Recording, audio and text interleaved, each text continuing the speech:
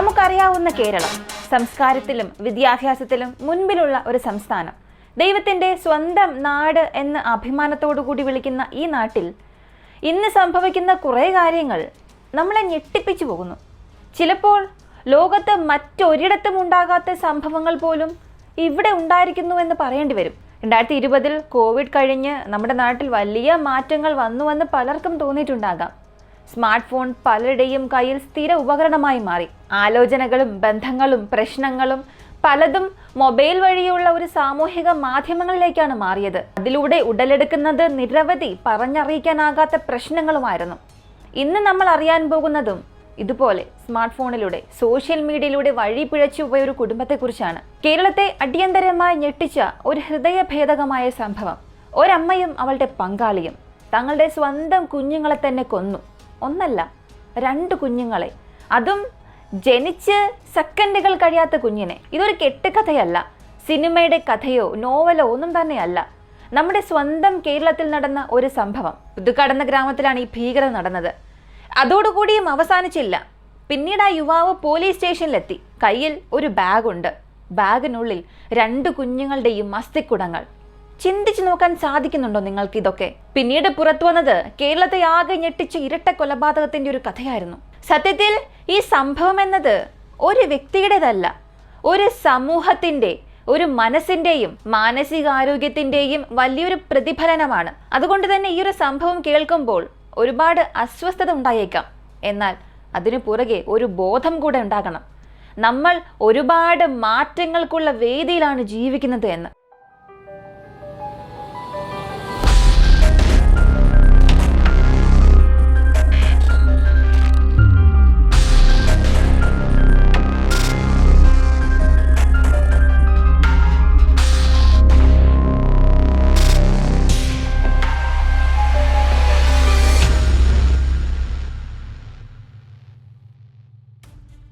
തൃശ്ശൂരിലെ വെള്ളിക്കുളങ്ങര ആ ഗ്രാമത്തിൻ്റെ സൗമ്യതയുള്ള ഒരു ചെറിയ ടൗൺ. അവിടെ ജനിച്ച പെൺകുട്ടിയാണ് അനീഷ. 2020 സമയം. അപ്പോൾ അവൾക്ക് 18 വയസ്സും തികഞ്ഞിട്ടില്ല. ഇങ്ങനെയാണ് പല മാധ്യമങ്ങളും പറയുന്നത്. 2020 തന്നെ ബെവിൻ എന്ന 20-കാരനെ ഫേസ്ബുക്കിലൂടെ അവൾ പരിചയപ്പെടുന്നു. ഒരു ദിവസത്തെ ചാറ്റ് തുടങ്ങി. കുറച്ച് ദിവസങ്ങൾ കഴിഞ്ഞ് ഫോൺ വിളി, വീഡിയോ കോളുകൾ, പിന്നെ കണ്ടുമുട്ടൽ. ഇത് ഒരു പ്രണയത്തിലേക്ക് തന്നെ വഴിമാറി. ഇവരുടെ ഈ ബന്ധം കുടുംബം അംഗീകരിച്ചതേയില്ല. പതിവ് പോലെ എന്ത് സംഭവിച്ചിട്ടുണ്ടാകും? വിവാഹം കഴിച്ചില്ല, എന്നാൽ ഒരുമിച്ച് ജീവിക്കാൻ തന്നെ തീരുമാനിച്ചു. അത് തന്നെ എല്ലാം തുടങ്ങാൻ കാരണവുമായി മാറി. 2021 നവംബർ മാസം 6-ന് അനീഷ തൻ്റെ ആദ്യത്തെ കുഞ്ഞിന് ജന്മം നൽകി. ഈ ഒരു പ്രസവം ആശുപത്രിയിലോ സഹായത്തിന് ആരുമില്ലാതെ വീട്ടിലാണ് സംഭവിച്ചത്. എന്നാൽ അമ്മ എന്ന ബോധം അപ്പോഴും അവൾക്ക് വന്നില്ല. ജനിച്ച ആ കുഞ്ഞ് കരയാൻ തുടങ്ങി. അനീഷ തൻ്റെ കൈകൾ കൊണ്ട് ആ പിഞ്ചു കുഞ്ഞിനെ ശ്വാസം മുട്ടിച്ചു കൊന്നു. എന്നിട്ട് ആ കുഞ്ഞിനെ ഒരു തുണിയിൽ പൊതിഞ്ഞ് തൻ്റെ കാമുകൻ്റെ വീട്ടിലെത്തിച്ചു. കാമുകനും അമ്മയും താമസിക്കുന്നിടത്ത് അത് കുഴിച്ചിട്ടു. ഏകദേശം 7 മാസങ്ങൾ കഴിഞ്ഞ് 2022-ലാണെന്ന് തോന്നുന്നു, അതേ കുഞ്ഞിൻ്റെ അസ്ഥികൂടം അവൾ പുറത്തെടുത്ത് ഭവിന് തന്നെ നൽകി. മൃതശാന്തി ചടങ്ങുകൾക്ക് വേണ്ടി അത് കൊണ്ടുപോകാൻ ആവശ്യപ്പെട്ടു. കുടുംബശാന്തിക്കായി അത് വീട്ടിൽ സൂക്ഷിക്കുകയും ചെയ്യാമെന്നും അവൾ പറഞ്ഞു. ഭവിൻ അതുപോലെ തന്നെ ചെയ്യുകയും ചെയ്തു. പക്ഷേ അസ്ഥികൾ അവൻ സൂക്ഷിച്ചത് ഒരു ഭീകര കാരണത്താൽ വേണ്ടിയായിരുന്നുവെന്ന് പിന്നീടാണ് അറിയുന്നത്. പിന്നീടും അവരുടെ ജീവിതം അങ്ങനെ നീണ്ടുപോയി. 2024 ഓഗസ്റ്റ്. ഇത്തവണയും അനീഷ വീട്ടിൽ വെച്ച് തന്നെ ഒരു പെൺകുഞ്ഞിന് ജന്മം നൽകി. ജനിച്ച കുഞ്ഞ് കരയാൻ തുടങ്ങി. അതൊരിക്കലും പുറത്തു പോകാൻ പാടില്ല എന്നതിനു വേണ്ടി ആ കുഞ്ഞിനെയും അവൾ കഴുത്ത് ഞെരിച്ച് തന്നെ കൊന്നു. അതിനുശേഷം ഒരു ബക്കറ്റിൽ ആ കുഞ്ഞിനെ വെച്ചിട്ട് വീടിനടുത്ത് സമാനമായ രീതിയിൽ ആ കുഞ്ഞിനെയും കുഴിച്ചു മൂടി. മാസങ്ങൾക്ക് ശേഷം ആ കുഞ്ഞിന്റെ അസ്ഥികളും എടുത്ത് സൂക്ഷിച്ചു. ഇതെല്ലാം അതിജീവിച്ചതുപോലെ നടിച്ച് ഇരുവരും ജീവിതം തുടരുകയും ചെയ്തു. എന്നാൽ ഇവരെ ചെയ്തു കൂട്ടിയ പ്രവൃത്തി നമുക്കൊന്നും കേൾക്കാനോ പറയാൻ പോലും സാധിക്കുന്നില്ല. ഇത്ര നിസ്സാരമായി ഇവർക്കിതെങ്ങനെ ചെയ്യാൻ സാധിച്ചു എന്ന് മാത്രമാണ് അറിയാൻ കഴിയാത്തത്. ഭവിന് ഇപ്പോൾ ഏകദേശം 26 വയസ്സുണ്ടെന്ന് പറയുന്നുണ്ട്. അനീഷയ്ക്ക് 21 കഴിഞ്ഞ് 22 അങ്ങനെയാണെങ്കിൽ ആദ്യത്തെ കൊലപാതകം, ആദ്യ കുഞ്ഞു ജനിച്ചപ്പോൾ 2020, ആ സമയം അവനൊരു മേജറാണ്, പക്ഷെ പെൺകുട്ടി ഒരു മൈനറാണ്. അങ്ങനെയാണെങ്കിൽ ഇത് വലിയ കോംപ്ലിക്കേഷൻസ് നിറഞ്ഞ ഒരു ദുരൂഹ കേസ് തന്നെയാണ്. 2 കൊലപാതകങ്ങൾക്ക് ശേഷം ജീവിതം വീണ്ടും മുന്നോട്ട് നന്നായി പോകുന്നു എന്നൊക്കെ തോന്നിയാലും അങ്ങനെ അല്ലായിരുന്നു. കുറ്റം ചെയ്തു കഴിഞ്ഞിട്ടും പൂർണ്ണ സ്വതന്ത്രയായ ഒരു പെൺകുട്ടിയെ പോലെയാണ് അവൾ ജീവിച്ചത്. ആ 2 കുഞ്ഞിൻ്റെയും അമ്മ എന്ന ആ സ്ത്രീ ജീവിച്ചത്. മറ്റൊരു ഫോൺ, മറ്റൊരു ബന്ധം, പഴയവനെ ഉപേക്ഷിക്കാനുള്ള ശ്രമം. പതിയെ പതിയെ ഭവിനും ഇത് മനസ്സിലായി തുടങ്ങി. തന്നെ ഉപേക്ഷിച്ച് മറ്റൊരാളുടെ കൂടെ ജീവിക്കാൻ പോകുന്നു എന്നുള്ളത് അറിഞ്ഞപ്പോൾ അവനും അത് സഹിക്കാനായില്ല. പ്രതികാരം വീട്ടാൻ തന്നെ തീരുമാനിച്ചു.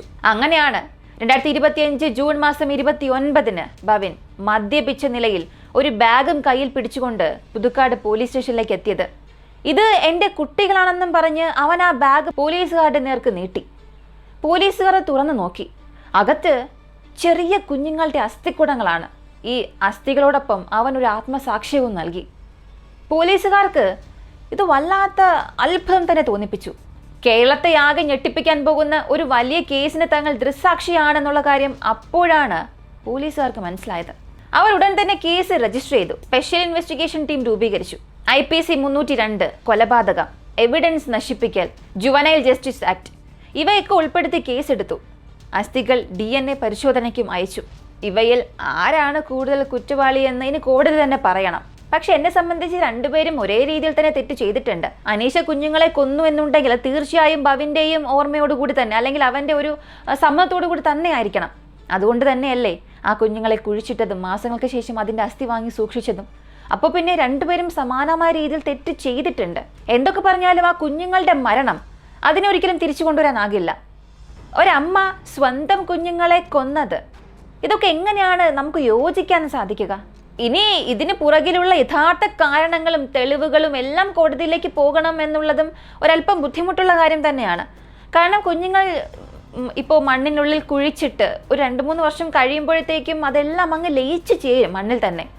അതുകൊണ്ട് തന്നെ ഇവർ 2 പേരിലും ഉണ്ടായ കുട്ടികൾ തന്നെയാണോ ഇത് എന്ന് തെളിയിക്കാൻ ഒരല്പം ബുദ്ധിമുട്ട് പോലീസിന് നേരിടേണ്ടി വരും. പക്ഷേ എന്തെങ്ങനെയൊക്കെ ആയാലും ഇവിടെ പലർക്കും ഉള്ളിൽ വരുന്നൊരു ചോദ്യം, എനിക്കും വരുന്നൊരു ചോദ്യമുണ്ട്. ആരും ഇതൊന്നും അറിഞ്ഞില്ലേ? ആ വീട്ടിലൊരു അമ്മയുണ്ടായിരുന്നു, ആ അമ്മ ഇതൊന്നും അറിഞ്ഞില്ലേ? അയൽവാസികൾ ഒന്നും അറിഞ്ഞില്ലേ? ആ കുഞ്ഞിൻ്റെ കരച്ചിൽ ആരും കേട്ടില്ലേ? അയൽവാസികൾ കേൾക്കണ്ട, ശരി, വീടിനുള്ളിൽ ഭവൻ്റെ അമ്മ ഉണ്ടായിരുന്നു എന്നൊക്കെ പറയുന്നുണ്ട്. ആ അമ്മ ഒന്നും തന്നെ കേട്ടില്ലേ? 2 പ്രസവം ആ വീടിനുള്ളിലാണ് സംഭവിച്ചത്. ഇതാണ് വലിയൊരു ചോദ്യം. അമ്മ അറിയാതെ ഇതെങ്ങനെ സംഭവിക്കും? ഒരു യൂട്യൂബിലൊക്കെ നോക്കി പ്രസവം എങ്ങനെയാണ് എടുക്കേണ്ടത് എന്നൊക്കെ നോക്കി കണ്ട് പഠിച്ചാണ് ഇക്കാര്യങ്ങൾ ചെയ്തതെന്ന് ആ പെൺകുട്ടി തന്നെ പറയുന്നുണ്ട്. ലാബ് ടെക്നീഷ്യൻ എന്തൊക്കെയോ പഠിച്ച ഒരു പെൺകുട്ടി ആയതുകൊണ്ട് കുറച്ചുകൂടെ കാര്യങ്ങളിൽ ഒരു വൈദഗ്ധ്യം ഉണ്ടാകാനുള്ള സാധ്യതയുണ്ട്. ഇതും ഒരു ചോദ്യം ഇവിടെ ഉയർത്തുന്നുണ്ട്. ഈ വിദ്യാഭ്യാസം ഉണ്ടായിട്ടൊക്കെ എന്ത് കാര്യമാണുള്ളത് ഇവിടെ? വിദ്യാഭ്യാസം ഉണ്ടായിട്ട് കാര്യമില്ല, അല്പം കോമൺ സെൻസ് എങ്കിലും ഉണ്ടാകണ്ടേ? നമ്മുടെ സമൂഹത്തിൽ ഇപ്പോൾ നടക്കുന്ന പ്രവർത്തികൾ കാണുമ്പോൾ ഈ പ്രവർത്തികൾക്കും വിദ്യാഭ്യാസത്തിനും യാതൊരു ബന്ധവുമില്ല. വിദ്യാഭ്യാസം കൊണ്ടൊന്നും ഇന്നത്തെ സമൂഹത്തെ രക്ഷിക്കാനേ ആകില്ല എന്നൊരു അവസ്ഥയിലേക്ക് വന്ന് നിൽക്കുകയാണ്. ഇപ്പോഴത്തെ ഈ പോലീസിന്റെ അന്വേഷണത്തിലെ മികവ് കാരണം കുറെ കാര്യങ്ങളൊക്കെ തെളിയിക്കാൻ കഴിഞ്ഞുവെങ്കിൽ പോലും മർഡർ അത് തെളിയിക്കാൻ സാധിച്ചിട്ടില്ല. അല്ലെങ്കിൽ ഇത് ഇവരുടെ കുട്ടിയുടെ അസ്ഥിയാണ് എന്ന് തെളിയിക്കാൻ പോലീസിന് കഴിയണം. ഇത് വളരെ ഇമ്പോർട്ടൻ്റ് ആണ്. സ്കെലിട്ടൺ മാത്രമേ ലഭിച്ചിട്ടുള്ളൂ. അതിന് പുറകിലുള്ള അന്വേഷണങ്ങൾ വളരെ തീവ്രമായി ഇപ്പം നടക്കുകയാണ്. വീണ്ടും എനിക്ക് പറയേണ്ടി വരികയാണ്, വളരെ വേദനാജനകമായി തന്നെ പറയേണ്ടി വരുന്നത്, 2 കുഞ്ഞുങ്ങളെയും ഇവർ കൊല്ലുകയും കുഴിച്ചു മൂടുകയും ചെയ്തു. നമുക്കൊക്കെ ഇത് ചിന്തിക്കണമെങ്കിൽ പോലും 1 മിനിറ്റ് വേണ്ടിവരും. ഇങ്ങനെയുള്ള പ്രവർത്തനം പ്ലാൻ ചെയ്യാനും അത് വീണ്ടും ആവർത്തിക്കുവാനുമുള്ള മനോഭാവം എങ്ങനെയാണ് ഉണ്ടാകുന്നത്? ഈ കുഞ്ഞുങ്ങൾക്ക് ജന്മം നൽകിയതിനു ശേഷം ആ കുഞ്ഞുങ്ങളുടെ ഭാവിയേക്കാൾ ഭയമായിരുന്നു ഇവർക്ക് അധികം ഉണ്ടായിരുന്നത്. സമൂഹത്തിന്റെ വിചാരണ, കുടുംബത്തിൻ്റെയും അയൽവാസികളുടെയും തിരസ്കരണം ഇവയെല്ലാം ചേർന്നപ്പോൾ അവർ അതിനെ ഒഴിവാക്കാം എന്ന നിലയിൽ കൊലപാതകം വരെ ചെയ്തു. അനീഷയ്ക്ക് കുഞ്ഞുങ്ങളെ വളർത്താനുള്ള ഒരു മെന്റൽ സപ്പോർട്ട് ഉണ്ടായില്ല എന്നൊക്കെ പോലീസ് പറയുന്നുണ്ട്. സമൂഹ ഭീതിയും ബന്ധത്തിൽ അസ്വസ്ഥതയും ഒറ്റപ്പെട്ട ജീവിതവും എല്ലാം ചേർന്ന് ഇങ്ങനെയൊക്കെ സംഭവിച്ചു എന്ന് പറയുന്നുണ്ട്. എന്നാൽ തുടക്കത്തിൽ അത് അങ്ങനെ തന്നെ ആയിരുന്നില്ലേ? കുടുംബവും ബന്ധുക്കളും ഒന്നും വേണ്ട, എനിക്ക് ഇവൻ മതി എന്ന രീതിയിലാണല്ലോ വീട് വിട്ട് ഇറങ്ങി വന്നതും 2 പേരും ഒരുമിച്ച് ജീവിച്ചതും. അപ്പോഴൊന്നും ഇല്ലാത്ത ഇക്കാര്യങ്ങളൊക്കെ ആയിരുന്നു കുഞ്ഞുങ്ങൾ ജനിച്ചപ്പോൾ ഇവൾക്കുണ്ടായി തുടങ്ങിയത്. അതെങ്ങനെയാണ്? പല കേസുകളും ഞാൻ പറയാറുള്ളതാണ്. ഒരുമിച്ച് ജീവിക്കുമ്പോഴും സുഖങ്ങൾ അനുഭവിക്കുമ്പോഴും ഒന്നുമില്ലാത്ത ബുദ്ധിമുട്ടുകളും ദുഃഖങ്ങളും ഒക്കെ കുഞ്ഞുങ്ങൾ ജനിച്ചതിന് ശേഷം മാത്രമേ ഇവർക്കുണ്ടാകുന്നത്. അങ്ങനെയാണെങ്കിൽ ഇത് വല്ലാത്തൊരു മാനസിക പ്രശ്നം തന്നെയാണ്. ഭവിനും ഒരു വിധത്തിൽ അനീഷയെ ബന്ധത്തിലാക്കാൻ ഈ അസ്ഥികളൊക്കെ ഉപയോഗിച്ചു. സമൂഹത്തെയും ബന്ധുക്കളെയും അയൽവാസികളെയും ഒക്കെ ഇത്രയേറെ ഭയമുള്ളവർ എന്തിന് വിവാഹം കഴിക്കാതെ ഒരുമിച്ച് ജീവിക്കണം? ഒരുമിച്ച് ജീവിച്ചത് പോട്ടെ, എന്തിന് കുഞ്ഞുങ്ങൾക്ക് ജന്മം നൽകി? ശരി, ജന്മം നൽകിയത് ഏതൊരു നിമിഷത്തിൽ സംഭവിച്ച തെറ്റെന്ന് പറയാം. എന്തിനാണ് ജനിച്ച കുഞ്ഞുങ്ങളെ യാതൊരു ദയയും കൂടാതെ കൊന്നത്? ഒന്നല്ല, 2 കുഞ്ഞുങ്ങളെയും സമാനമായ രീതിയിൽ കൊന്നു. ഇനി 2 എന്നല്ല, എനിക്ക് തോന്നുന്നത് എത്ര കുഞ്ഞുങ്ങൾ ഇവർക്കിങ്ങനെ നൽകിയാലും ഇവർ സമാനമായ രീതിയിൽ ഇങ്ങനെ കൊല്ലുമെന്നാണ് തോന്നുന്നത്. അമ്മയാകാനും ഒരു ഭാഗ്യം വേണമെന്നൊക്കെ പലരും പറയും. എന്ത് ഭാഗ്യം വേണം? അമ്മയാകാൻ കഴിവില്ലാത്തവർ, അല്ലെങ്കിൽ അമ്മയാകണമെന്ന് ആഗ്രഹിക്കുന്ന പലർക്കും കുഞ്ഞുങ്ങൾ ലഭിക്കുന്നില്ല. അവരെയൊക്കെ ചില സമൂഹമൊക്കെ ഒറ്റപ്പെടുത്തി നിർത്താറുണ്ട്. ഇവൾക്ക് എന്താണ് കുഞ്ഞില്ലാത്തത്, ഇവൾ മുരടിയാണോ എന്നൊക്കെ നമ്മുടെ സമൂഹത്തിൽ സംഭവിക്കുന്ന കാര്യങ്ങളാണ് ഇതൊക്കെ. കുഞ്ഞുങ്ങൾ ജനിക്കാത്ത അമ്മമാരെയല്ല സമൂഹം കുറ്റപ്പെടുത്തേണ്ടത്. ദൈവം കുഞ്ഞുങ്ങളിങ്ങനെ വാരിക്കോരി കൊടുത്തിട്ടും യാതൊരു ദയാദാക്ഷിണ്യവും കൂടാതെ കുഞ്ഞുങ്ങളെ കൊല്ലുന്ന ഇങ്ങനെയുള്ള സ്ത്രീകളെയാണ് സമൂഹം കുറ്റപ്പെടുത്തേണ്ടതും ഒറ്റപ്പെടുത്തേണ്ടതും. ഇവിടെയും അയൽവാസിക്ക് ഒരു സംശയമുണ്ടായി. ആ ഒരു സ്ത്രീ സംശയം പോലീസിനെ അറിയിക്കുകയും ചെയ്തു. എന്നാൽ അതിൽ യാതൊരു വിശദീകരണവും ഇല്ലാതെ കേസ് ഒതുക്കുകയായിരുന്നു പോലീസ് ആ സമയം ചെയ്തത്. നമുക്ക് ഒരു മാതൃകാപരമായ ജീവിത രീതിയാണ് ഇന്ത്യയിലുള്ളത്. അതിന് വിഘാതമായി ഇങ്ങനെ ഒരു തലമുറ വന്നാൽ ഇങ്ങനെയൊക്കെ ജനിക്കുന്ന കുട്ടികളും അതിലൂടെ പല സാമൂഹിക പ്രശ്നങ്ങളും ഇന്ത്യയിൽ ഉണ്ടാക്കും. ഈ സംഭവത്തിലൂടെ നമ്മൾ ഉൾക്കൊള്ളേണ്ടതും സമൂഹത്തിന് നൽകേണ്ടതുമായ സന്ദേശം വളരെ വലുതാണ്. താല്പര്യമാണെങ്കിൽ നിങ്ങൾക്ക് ഇതിന് ശേഷം കേൾക്കാം. കാരണം പലർക്കും ഉപദേശങ്ങളൊന്നും ഇഷ്ടമല്ലല്ലോ. ഇത് ഉപദേശമല്ല, എനിക്ക് പറയാനുള്ള എൻ്റെ ചില അഭിപ്രായങ്ങൾ മാത്രമാണ്. ഒന്നാമത്തെ കാര്യം, കുടുംബങ്ങൾ വിശ്വാസം കൊണ്ട് മാത്രമേ നിലനിൽക്കുകയുള്ളൂ. വീടുകൾ ഇറ്റുകൾ കൊണ്ടുള്ള വെറും കെട്ടിടമല്ല, ബന്ധം കൊണ്ടുള്ള ആത്മബന്ധങ്ങളാണ്. അമ്മയും മകളും തമ്മിലുള്ള ഇടപെടലുകൾ, സമീപത്വം, മനസ്സിൻ്റെ തുറന്ന വാതിലുകൾ, ഇവയൊക്കെ ഇല്ലാതാകുമ്പോൾ ദുഃഖകരമായ ദുരന്തങ്ങൾ തൊട്ടടുത്തുള്ളവരിൽ പോലും ശ്രദ്ധിക്കപ്പെടാതെ അങ്ങനെ നടന്നു പോകും. രണ്ടാമത്തെ കാര്യം, വളരെ ഇമ്പോർട്ടൻ്റ് ആയ കാര്യം, ലൈംഗിക വിദ്യാഭ്യാസം അനിവാര്യമാണ്. കൗമാരത്തിൽ പ്രവേശിക്കുന്നയാളുടെ ശാരീരികവും മാനസികവുമായ വളർച്ചയെക്കുറിച്ചുള്ള അറിവ് തീർച്ചയായും സമൂഹം നൽകണം. അത് വീട്ടിലായാലും സ്കൂളിലായാലും. ശരീര സന്തോഷം എന്നതിൻ്റെ പൂർണ്ണമായ ധാരാളിയത്തിൽ വളരുന്ന യുവാക്കൾക്ക് അതിൻ്റെ ഉത്തരവാദിത്വവും പരിധിയും മനസ്സിലാക്കണം.